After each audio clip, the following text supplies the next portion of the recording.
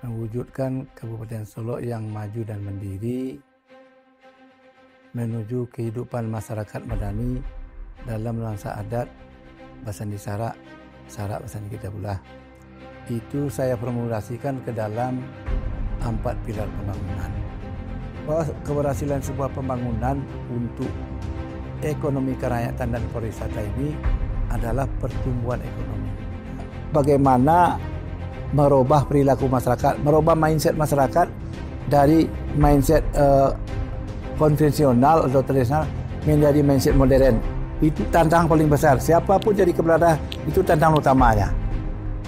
Saya ingin juga memberikan pikiran tenaga saya untuk daerah. Artinya kalau bisa ada kesempatan, saya tentu ingin berkiprah ikut membangun daerah apa.